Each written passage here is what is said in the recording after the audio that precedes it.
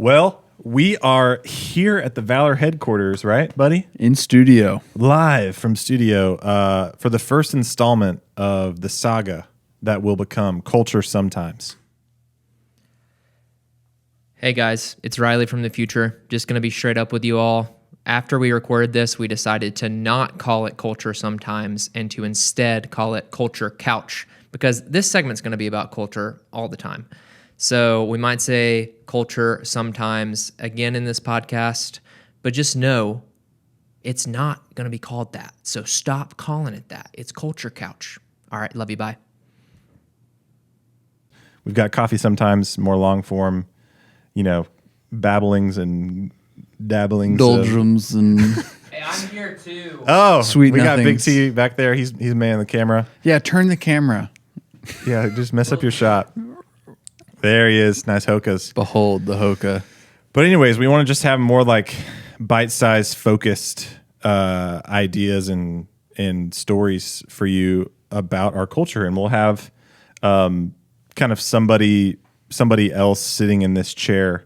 I believe next week we're going to have one Micah Rudder.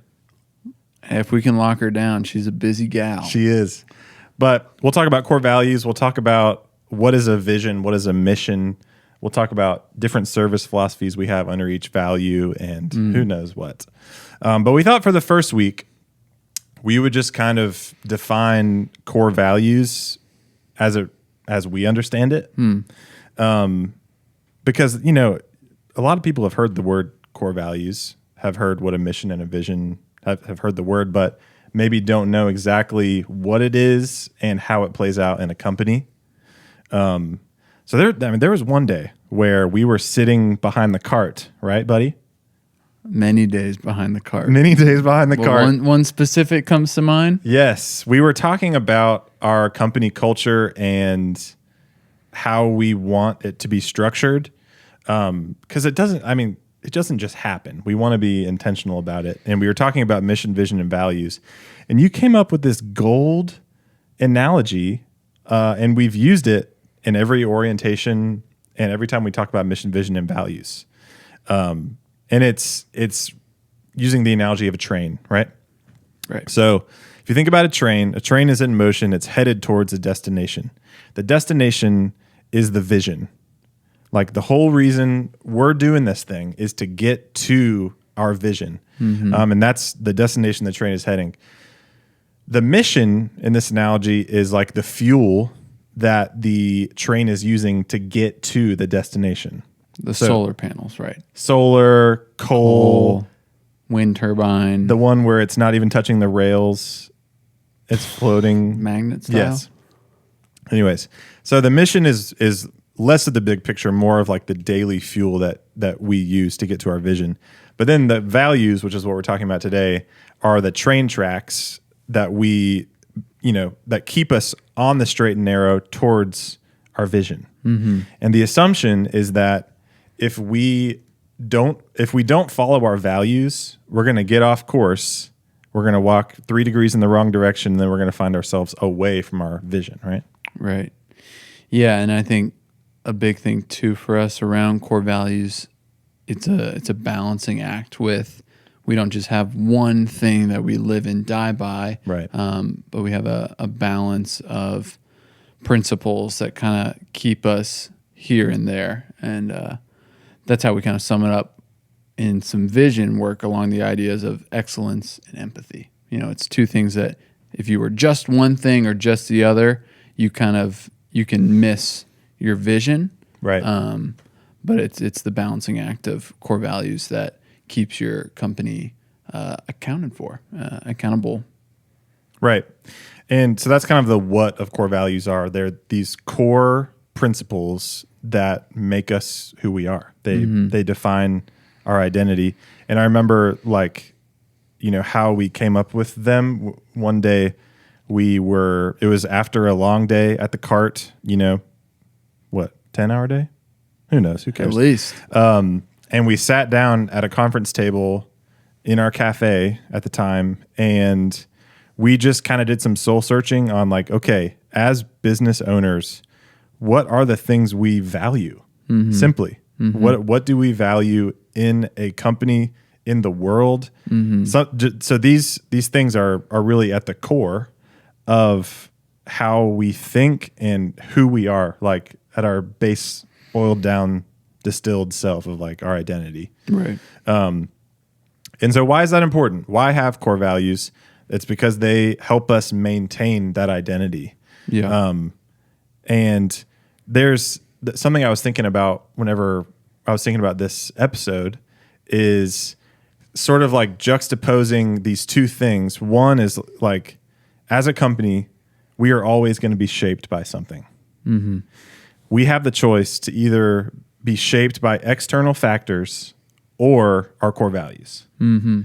Now, seasons change and our company looks different, right? We started off as a mobile cart doing one event a month. And now we have a cafe, a roastery, a cart, and a second cafe opening, and hopefully more cafes. Like we're trying to grow, but our values stay the same. Yeah. And so it looks different, based off of what's going on. But if we're not rooted and grounded in our values, then we're going to be taken by the wayside, whether it's something that the market wants or whether it's, something that our culture is, the coffee industry. We don't want to be shaped by our industry. We want to innovate the industry through the lens of our values. Right. Yeah. And I think there's this temptation to believe that you don't need core values because the idea is we're just going to be a good, successful company. And all good, successful companies believe and go for the same thing, right? The same principles. But you have to choose what you say yes to, because you say no to things when you say yes to others. That's a very easy thing to believe in. But even in the coffee industry, for people that are successful, they all are going for and are balanced by a myriad of principles, right? Right. And it's hard to get to that place. And we had it took years for us to do that sort of soul searching and digging of like, if everything is cast by the wayside in our company, but these few things remain, will I still be happy about or like feel good about my company? Yes. And that is for me how we answer core values. Like if it looked bad, would I care because the coffee still tasted good? Would I care if the coffee tasted bad, but the people were nice? You have to find out what are those, and then you just kind of go deeper and deeper. But I think there's a little bit of a reality fallacy around the idea that you can just be all things to all people. But in a way, in a small business, you have to choose what you're going to like, what hills you're going to die on, if that makes sense. And we just talked about that with Melissa from Little Wolf Coffee on our Coffee Sometimes podcast. She just was talking about how she and her partner have just really put their fingerprints on their business because for a while it was just them. And, they are still very much on the front lines of roasting coffee and talking to the grandmas in their cafe and being involved in the community.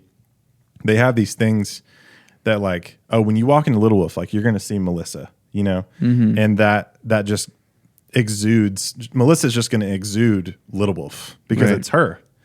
And as we scale, that's the question we want to ask is like, how do we scale while still maintaining the soul and the identity of who Valor is? And I think ultimately that is through our values, because that's the whole analogy of the train is like, if we want to get to the vision, then we got to stay on these train tracks that keep us towards that vision. And that's what our values are.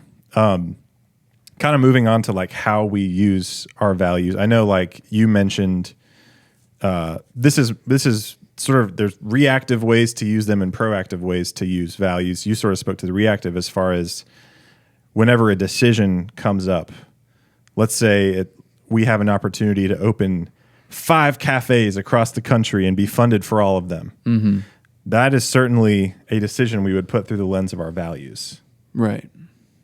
And, one of our values being hunger for growth, that's growth, right? There's some growth. Sure. However, another one of our values is better together. and it's talking about all about how we're a team. It's in the name. We're just better together, and so we want to prioritize the team and the welfare of our people over absolutely everything. So, if having 5 cafes checked off hunger for growth, but it didn't check off better together, then we wouldn't take it. Right. Yes. Say those 5 cafes were across the country, and it would stretch the team, and we would have like a really underdeveloped leadership program, and that would lead to some unhealthy leadership dynamics and cafe operations. That's really like, okay, yeah, that doesn't check that box. So Right. yeah, that's a great example. If money was one of our core values, then we might take that opportunity. Or like risk or take opportunities or something. Something a little Carpe more. diem. Yeah, a little YOLO. If YOLO was your value. Yeah, which could be. I feel like another way of like how to implement values. It's like every company can have core values, right? Some people have active core values that really shape their culture. Some people, they're just like on a poster in the break room, and you might get quizzed on them once a year in your yearly review. But it's like, how do we move core values from a poster?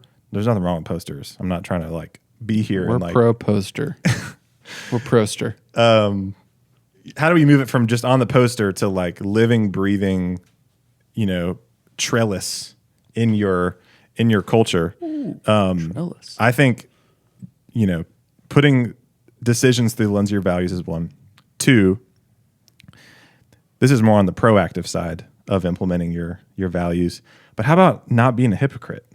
Ooh. I mean, I think that's like the biggest thing to make someone have a bad taste in your mouth about you as a leader is like if you don't uphold the things that you want your employees to uphold, right? Yeah. And you are so good at that, like leading by example and being the first, as a leader, being the first to live out our values before you even call someone else to it.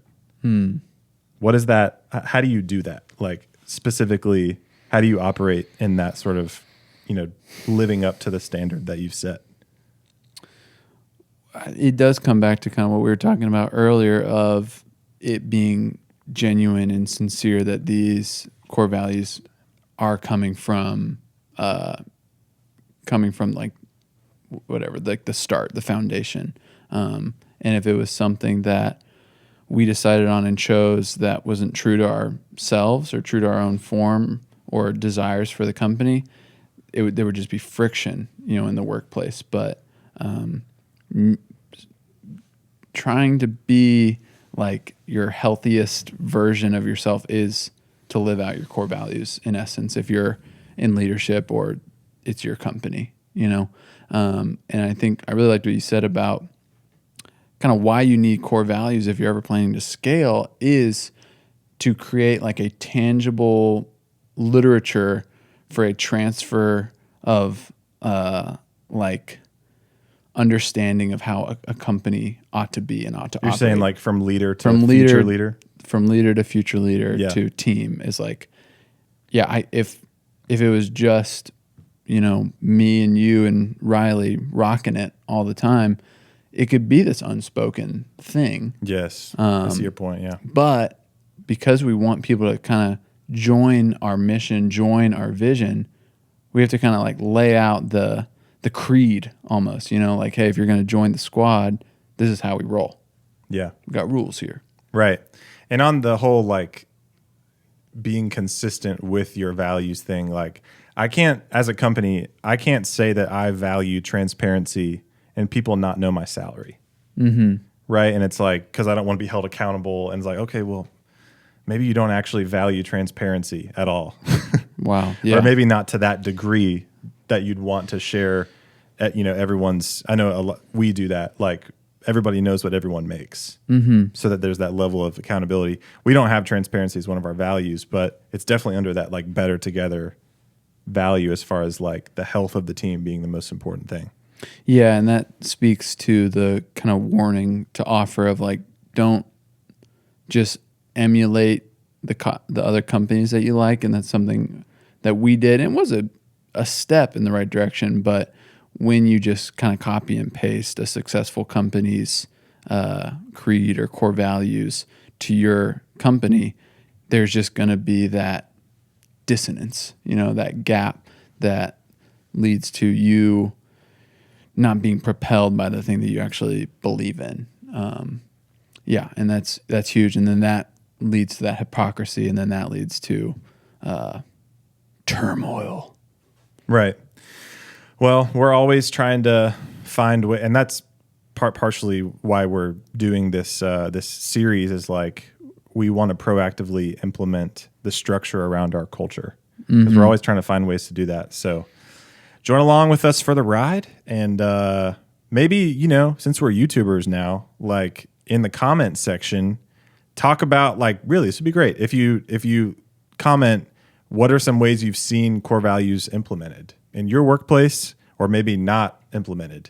But yeah, we'll see you next week for our first value in this series. Love you. Love you.